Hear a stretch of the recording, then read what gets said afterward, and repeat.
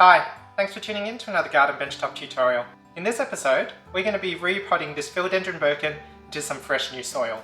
Now if this is the first time you're tuning into this Philodendron birkin troubleshooting series, let me catch you up on what we've done so far. The first step in our process was to examine this beautiful plant and identify where the problems were.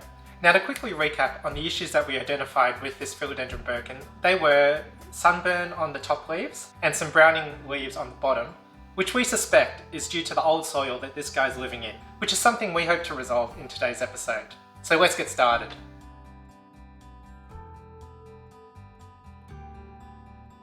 Okay, so the first step in any repotting process is to remove the plant from its original pot. What you want to do is, if you have a plastic pot, give it a bit of a squeeze around the edges just to loosen the soil and the roots grip on the pot. And what you need to do is, we're going to empty all the old soil into this bucket.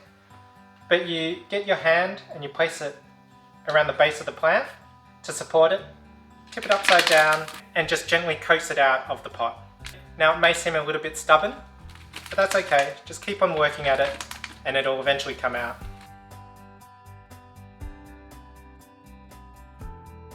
There you go. Now I'm going to let you in on a little secret. I love to repot my plants, because it gives me an opportunity to inspect the root ball, which is only really something you get to do when you repot a plant. So when you're inspecting a plant's roots, what you're really looking for is to see if the plants are crowded, therefore indicating that it might be a bit root bound, but more importantly, to see if there's any signs of any rot. And those signs are generally indicated when there's an unpleasant rotting smell and the roots are all mushy and brown and soft to touch. Looking at this root mass, it's definitely not root bound, because there's a healthy distribution of the roots around the pot, and the roots are actually looking quite nice and healthy. They're a good coloration and there's no soft or mushy parts.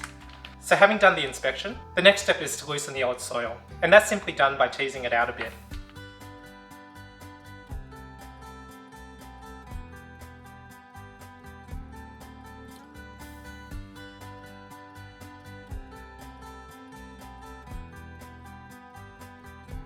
And there you go. Have a look at that nice healthy root ball.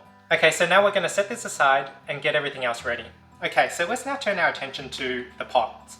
Now if you recall in our first episode, we worked out that Philodendron birkins don't like to be root bound. And looking at the root mass when it came out of this pot, it looked like it was actually quite a decent size for this philodendron. So we're going to keep the same size pot.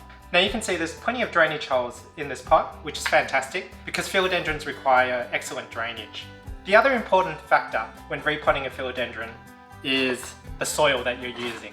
Now we like to make up our own soil mixes, and we have a specific recipe that we use for all our aroids, which includes our philodendrons and monsteras. And if you're interested in learning the exact recipe that we use, I've made another video discussing the exact ingredients and the proportions that we use. So I'll put a link for you in the top right hand corner and in the description below. So make sure you go and check it out. So the soil that we like to use is a chunky mix, which includes leca balls and orchid bark to help with aeration and drainage.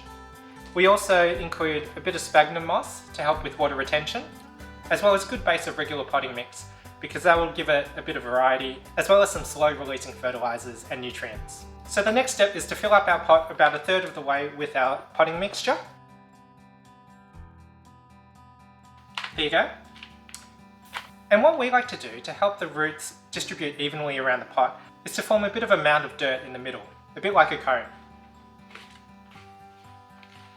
So once you've done that, the next step is to put your philodendron on top. Now make sure the plant's roots fall evenly on each side. Make sure it's at the level that you like. And backfill.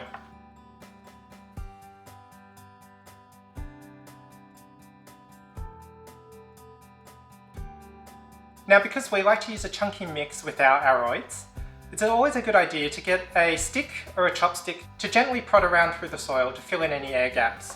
Now try not to damage any of the root ball, so just a gentle prod, just to pat it down. Make sure your plant is centered and just give it a bit of a pat down.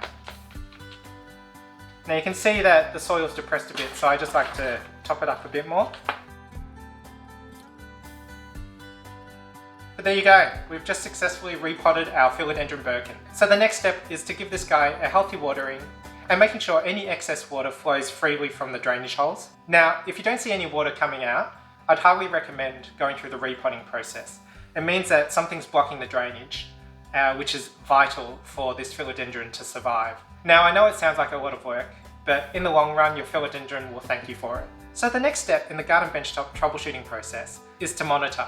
Now, I know this is probably the hardest part for most new plant parents, because obviously you want to make sure your plant baby is nice and healthy. But the best thing you can do for it now is to place it in a position where it can receive plenty of indirect bright light, make sure it's receiving plenty of water, and in a week or two, we'll come back to it, evaluate its progress, and then determine next steps from there. So hopefully you're enjoying the troubleshooting series so far. If you are, please do us a favour and hit that like button to let us know that you're getting some value from this. And if you want to find out more about our troubleshooting process, jump over to our website at thegardenbenchtop.com. Thanks again, and we'll see you next time.